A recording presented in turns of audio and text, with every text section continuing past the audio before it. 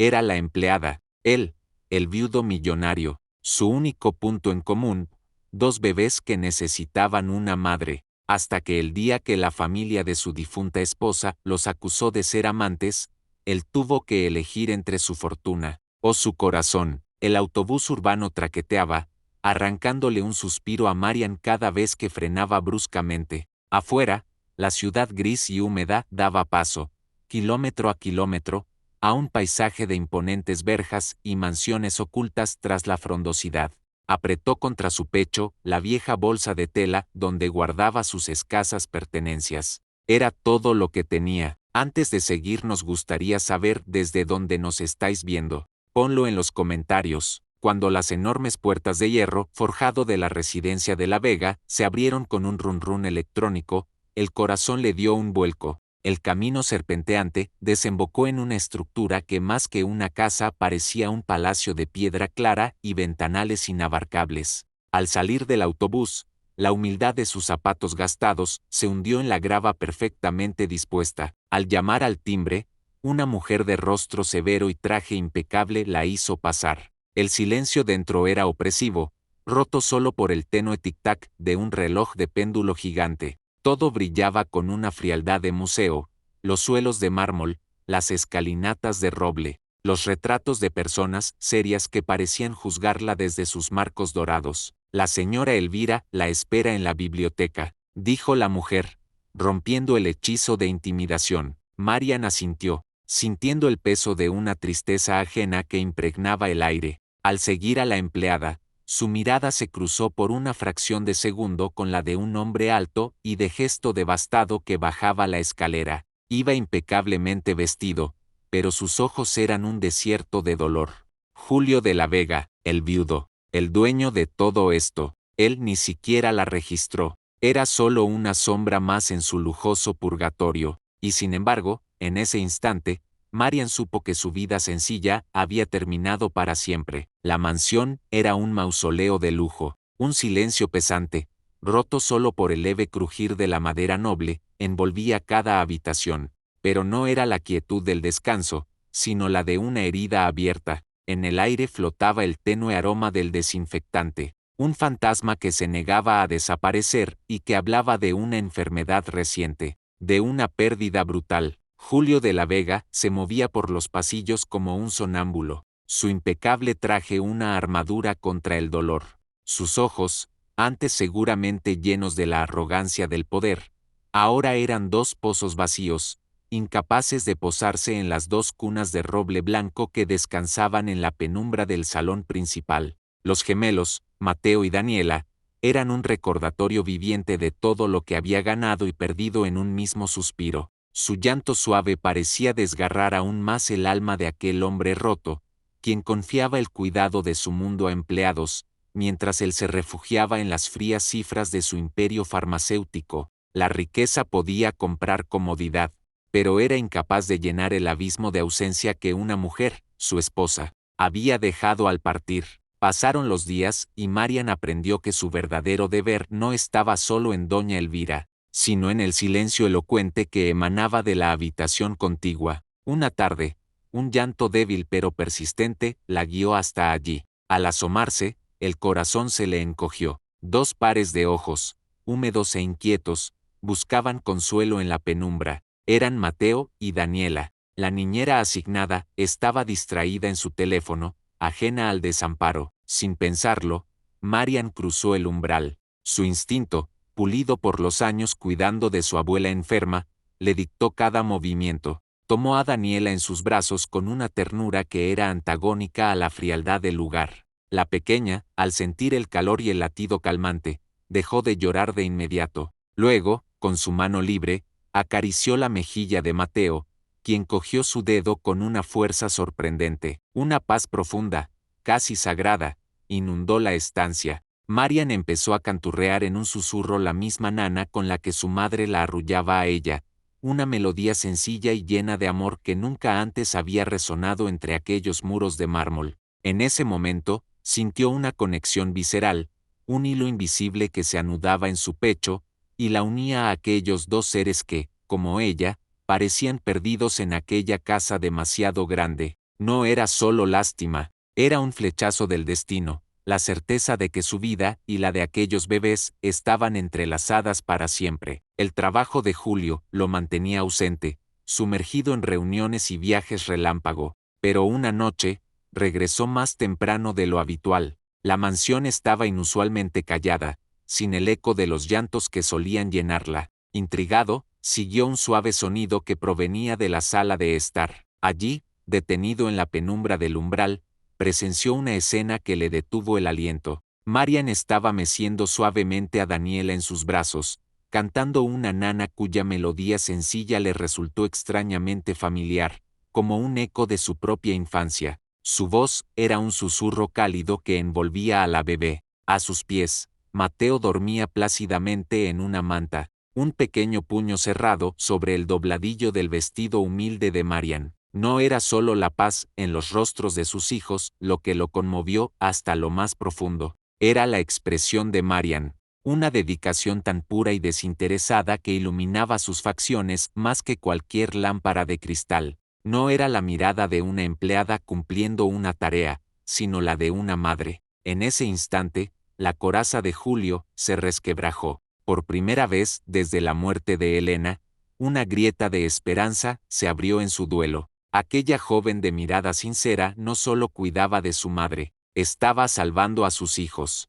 y, sin saberlo, comenzaba a tender un puente hacia su propio corazón cicatrizado. La tos de doña Elvira resonó en el silencio de la noche, un sonido seco y preocupante que hizo saltar a Marian de la silla. Corrió a la habitación de la anciana, encontrándola pálida y con dificultad para respirar. Mientras atendía a la señora con manos firmes pero suaves, Julio entraba en la habitación, el ceño fruncido y el teléfono pegado a la oreja. Es la neumonía, no es grave, pero necesita reposo absoluto, dictaminó el médico de la familia media hora después, mientras Julio recibía una llamada urgente de Singapur, un lote de vacunas comprometido, una crisis millonaria que exigía su presencia inmediata. La desesperación se apoderó de él, sus hijos, su madre enferma. Se giró y sus ojos, cargados de una angustia que no podía ocultar, encontraron los de Marian. Tiene que mudarse aquí, temporalmente. Lo necesito. Ellos lo necesitan, dijo, su voz quebrada, sin el tono de autoridad al que estaba acostumbrado. Marian miró hacia la habitación donde dormían los gemelos. Pensó en su pequeña y modesta casa, en su vida sencilla al otro lado de la ciudad. Pero sobre todo, pensó en la necesidad absoluta en los ojos de aquellos bebés y en la vulnerabilidad inédita en los de Julio. Sin apenas dudarlo, asintió. Me quedo, dijo con una calma que serenó la tormenta en la habitación. Era el principio del fin de su vida anterior. Los primeros días de Marian en la mansión como residente marcaron el inicio de una transformación silenciosa pero profunda. El perfume artificial de los ambientadores, que antes combatía un vacío estéril, fue desplazado por el aroma reconfortante de un caldo de pollo que ella misma preparaba para doña Elvira. Los pasillos, antaño recorridos por un silencio sepulcral, ahora vibraban con los gorjeos y las risas contagiosas de los gemelos. Marian no solo cumplía con sus deberes, habitaba el espacio, dejaba un libro abierto en el sillón de la biblioteca, un suéter sobre el respaldo de una silla de la cocina, el rastro íntimo de una presencia que se había arraigado, el caos, un concepto antes ajeno a la perfección aséptica de la casa, hizo su entrada triunfal en forma de sonajeros de colores olvidados en las mesas, biberones calentándose en la encimera de mármol y pequeños bodies tendidos cerca del radiador. Doña Elvira, en lugar de quejarse del desorden, observaba desde su butaca con una sonrisa tenue, como si cada juguete fuera un testigo de la vida que regresaba a su hogar. Marian era el pilar invisible, el núcleo alrededor del cual giraba este nuevo ecosistema. Su dedicación era el motor que había logrado lo imposible, convertir una lujosa cárcel de recuerdos tristes en un lugar donde, por fin, se podía volver a respirar. Julio regresó de Singapur agotado, la mente aún enredada en cifras y contratos. Cruzó el umbral de la casa, esperando encontrar la misma frialdad ordenada que siempre lo recibía. En su lugar, lo envolvió una calidez desconocida. El suave murmullo de una voz, leyendo en voz alta, lo guió hasta el salón. Allí, la escena lo detuvo en seco, desarmando por completo la coraza con la que enfrentaba el mundo. Marian estaba sentada en el gran sofá, con Daniela dormida sobre su pecho, su mejilla aplastada contra el suéter de lana de la joven. En sus brazos, Mateo mordisqueaba un sonajero con determinación, sus ojos grandes fijos en el rostro de Marian, y ella, con una mano acariciando la espalda de Daniela, sostenía un libro de poemas abierto y le leía a doña Elvira, quien escuchaba con los ojos cerrados y una paz genuina en el rostro. Julio se apoyó en el marco de la puerta, invisible, la observó, vio la curva de su cuello, la fuerza serena en sus hombros que sostenían a sus dos hijos, la ternura en la voz que modulaba cada palabra para no despertar a la bebé, y entonces, como si una venda cayera de sus ojos, lo comprendió. La belleza no residía en los vestidos de alta costura ni en las joyas brillantes que había conocido en su mundo. Residía en eso, en la fortaleza silenciosa, en la ternura práctica, en la capacidad de crear un santuario de paz con los brazos y una voz suave. En ese instante, cargado de una emoción que le cerró la garganta, Julio no vio a la cuidadora, vio a una mujer, y fue la primera vez, desde la partida de Elena, que su corazón, entumecido por el dolor, se estremeció con una claridad que lo aterrorizó y lo liberó al mismo tiempo. Un llanto agudo y quejumbroso desgarró la madrugada. Marian, que dormía con un sueño ligero, se incorporó de inmediato. Al tocar la frente de Mateo, notó el calor abrasador. Fiebre alta, sin pánico, pero con el corazón encogido, comenzó a desabrigarlo y a buscar el botiquín. En ese momento, Julio apareció en la puerta, alborotado por el llanto de su hijo. «Llamo al pediatra», dijo con voz ronca, sacando el teléfono. «Espere», lo detuvo Marian con suavidad pero firmeza, aplicando ya una toalla húmeda en la nuca del bebé. «Podemos bajarle un poco primero, el agua fría puede asustarlo más». Julio, acostumbrado a resolver todo con una llamada, vaciló, pero la calma profesional de ella, teñida de una preocupación tan genuina, lo ancló. En lugar de marcar, se arrodilló a su lado. «Dime qué hacer», solicitó, y así, el poderoso Julio de la Vega, dueño de un imperio, pasó la noche en el suelo de la nursería, cambiando paños húmedos bajo las instrucciones suaves de Marian, sus manos rozándose al pasar la toalla, sus miradas encontrándose llenas de una preocupación compartida. Por primera vez, no eran empleado y patrón, eran un frente unido, dos faros en la misma tormenta, y el lazo que se forjó en la penumbra fue más fuerte que cualquier contrato. La mansión se transformó para la gala de Biovega. Candelabros, vestidos de seda y el rumor de conversaciones cultivadas llenaban el aire. Julio, anfitrión impecable en su smoking, sentía la fiesta como una representación vacía. Su mirada vagó hacia las escaleras y se encontró con Marian, quien ayudaba a su madre, doña Elvira, a bajar el último escalón con infinita paciencia. Ella llevaba su simple vestido de algodón, una isla de autenticidad en un mar de artificio. La belleza serena de aquel gesto cotidiano lo golpeó con fuerza. Valeria, una expareja acostumbrada a la ostentación, se acercó siguiendo su mirada. «Qué ternura», comentó con una sonrisa falsa,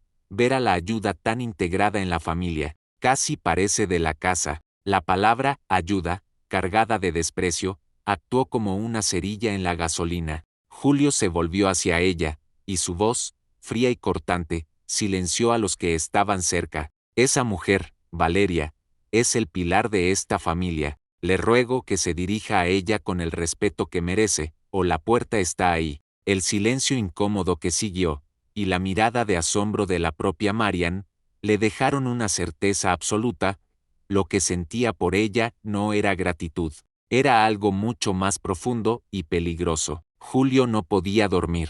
El eco de sus propias palabras en la gala, el pilar de esta familia, resonaba en su cabeza con una verdad abrumadora. Buscó un whisky en la biblioteca, pero el silencio de la casa le oprimió el pecho. Necesitaba aire. Al salir al jardín, la encontró allí. Marian estaba sentada en un banco de piedra, la espalda hacia él, pero el temblor casi imperceptible de sus hombros delataba su llanto silencioso. Un dolor agudo, completamente ajeno a la tristeza que él cargaba, le atravesó el pecho. «Marian», dijo suavemente, haciendo que ella se secara las mejillas con rapidez. «Disculpe, no quería molestar. Es solo que hoy». Su voz se quebró. «Hoy es el aniversario de la muerte de mi padre». Julio se sentó a su lado, manteniendo una distancia respetuosa pero rompiendo la soledad de su duelo. La luna bañaba su perfil bañado en lágrimas. Él era carpintero, continuó ella, mirando las estrellas. Perdió su taller por una deuda injusta. Murió creyendo que me dejaba sin nada. Un sollozo se le escapó, pero me dejó sus manos honestas. Y a veces siento que no es suficiente. Esa confesión, cargada de una vulnerabilidad que reflejaba la suya, quebró el último dique en Julio. «Mi padre», comenzó, con una voz ronca que no usaba para hablar de esto, «me dejó un imperio, y a veces siento que es lo único que tengo». Respiró hondo. «Con Elena. Estaba construyendo el hospital infantil cuando ella enfermó. Me sumergí en el trabajo para no afrontarlo. Creí que si lograba salvarlo todo, la salvaría a ella. Fui un cobarde». No se tocaron, pero en la penumbra, compartiendo el peso de sus fantasmas, la intimidad fue más profunda que cualquier abrazo. Eran dos almas náufragas, encontrándose en la misma orilla de dolor, y por primera vez, sin la armadura que los separaba del mundo. El jardín, testigo de su confesión, se vistió de gala para el primer cumpleaños de los gemelos. Marian había organizado una celebración sencilla pero llena de amor, globos de colores, una tarta casera con un único velón y las nanas que tanto calmaban a los niños sonando suavemente de fondo. Doña Elvira, en su sillón, observaba con una sonrisa tranquila, mientras Julio, por primera vez, intentaba hacer reír a Daniela haciendo torpes gestos con la cara. Cuando llegó el momento de los regalos, llegaron cajas enormes con juguetes de última tecnología y ropa de diseñador. Marian se mantuvo al margen, con una sonrisa tímida, pero entonces, se acercó a Julio con un paquete modesto, envuelto en papel sencillo. «Es para ellos», dijo suavemente. Al desenvolverlo, Julio encontró un álbum de fotos. Pero no era uno cualquiera, sus páginas estaban llenas de instantáneas robadas al tiempo, Mateo agarrando su dedo por primera vez, Daniela durmiendo plácida sobre el hombro de Marian, los dos riendo con la cara manchada de puré, un primer intento de gateo. Cada foto estaba acompañada de una anotación escrita con su pulcra caligrafía.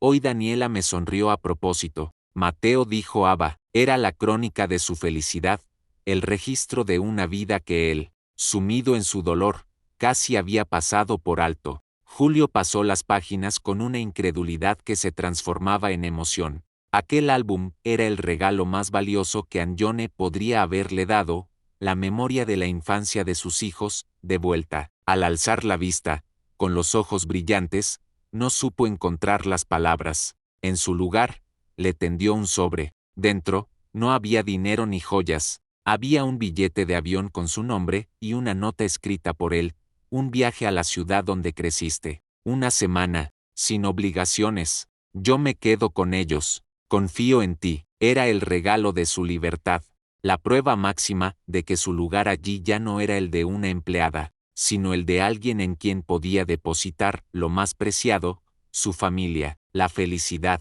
ese frágil ecosistema que habían construido. Se hizo añicos con la llegada de los Alvareda. No llamaron a la puerta, irrumpieron. Don Federico, el padre de Elena, con su rostro cincelado por el rencor, y su hija menor, Carolina, cuya elegancia era tan fría como una cuchilla. «Sabemos todo, Julio», espetó don Federico, sin preámbulos. Su voz un latigazo en el silencioso salón de la tarde. «¿Tan pronto sustituyes a nuestra hija? ¿Y con la empleada?». La palabra cayó como un golpe. Marian, que entraba con Mateo en brazos, se detuvo en seco, sintiendo como todas las miradas se clavaban en ella, acusadoras, venenosas. «No es lo que piensan», intentó Julio, pero la fuerza que había encontrado días atrás parecía desvanecerse ante el fantasma de su esposa fallecida. «Es exactamente lo que pensamos», intervino Carolina, con desdén. Una cazafortunas aprovechándose de tu luto. Se acabó, Julio, o esa chica sale hoy mismo de aquí, o mañana mismo mis abogados presentarán una demanda de custodia. Argumentaremos un ambiente moralmente inadecuado para los niños. ¿Realmente quieres que tus hijos crezcan con la sombra de que su padre reemplazó a su madre con la sirvienta? La amenaza, brutal y calculada, surtió su efecto. Julio palideció. No era solo su reputación, eran sus hijos. El miedo, un viejo enemigo, le cerró la garganta. En ese instante, el hombre que había empezado a renacer se rindió ante el espectro de un escándalo que podía arrebatarle lo único que le quedaba. Esa noche, Julio buscó a Marian en su habitación. La encontró frente a la ventana, contemplando el jardín que había sido testigo de su confesión. Su corazón era un puño apretado de dolor y culpa. Marian, comenzó, con la voz quebrada por la impotencia, lo de esta tarde, no pueden quitarse a los niños. Son todo para mí. Ella se volvió. No había lágrimas en sus ojos, solo una tristeza serena y profunda. Tienes que quedarte, continuó él, casi suplicante. Pero, debemos ser más discretos. Mantener las distancias. Es la única forma de protegerlos. Las palabras flotaron en el aire, envenenando todo lo que habían construido. Marian lo miró fijamente, y en sus ojos él pudo ver el reflejo de su propia cobardía. No, Julio, dijo su voz, clara y firme, sin rastro de temblor. No me quedaré a escondidas, convertida en un secreto vergonzante. Lo que siento por Mateo y Daniela no es un juego. Lo que siento por ti, tampoco. Cada palabra era un clavo en el ataúd de su felicidad. Mi amor por esta familia es real, y lo real no se esconde en las sombras. No puedo, no quiero, quedarme en un lugar donde el cariño es una acusación. Esa noche, con una dignidad que le partía el alma, Marian hizo las maletas. Cada prenda que doblaba era un recuerdo que guardaba, un adiós silencioso a la única familia que su corazón había elegido. Sabía que al cruzar esa puerta, se llevaba consigo no solo sus sueños, sino los pedazos rotos del corazón de Julio. La estación de buses era un caos de despedidas y motores diésel, pero para Marian era el escenario más desolador del mundo. Subió al vehículo con el alma en pedazos, dejando atrás la mansión, los gemelos, y a Julio. Se sentó junto a la ventanilla, permitiendo que las lágrimas silenciosas inundaran su rostro. El bus arrancó con un gruñido, comenzando su lento avance hacia la salida. Marian cerró los ojos, intentando bloquear el dolor. De repente, un claxon desesperado sonó una, dos, tres veces. Un Mercedes negro había frenado en seco, cortándole el paso al autobús. La puerta del auto se abrió de golpe. Julio saltó, con el rostro desencajado y el cabello revuelto. En sus brazos llevaba a los gemelos, envueltos en mantas. Sin importar la mirada de los transeúntes, corrió hacia la puerta del bus y golpeó el vidrio con la palma de la mano. Marian, gritó, su voz quebrada por la emoción y la carrera. Ella, con el corazón galopando, bajó tambaleante. La gente alrededor desapareció. Solo existían ellos cuatro. Esta casa no es un hogar sin ti, declaró Julio, con los ojos brillantes. Estos niños no tienen una madre sin ti. Llora, no soy nada sin ti. Apretó a los gemelos contra su pecho. No te pido que vuelvas a cuidar de mi casa o de mis hijos. Te pido que construyas nuestro hogar,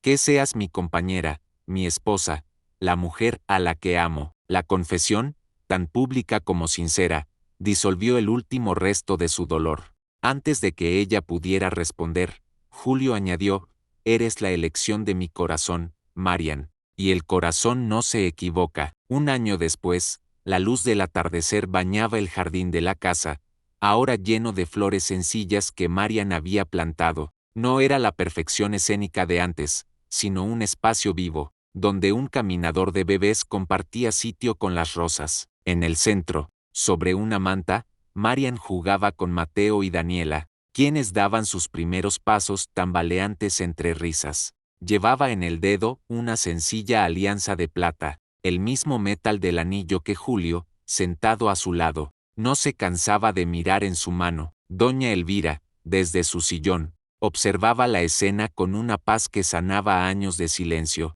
Su hijo no era ya la sombra que habitaba la casa, sino un hombre completo, cuya sonrisa había vencido al dolor.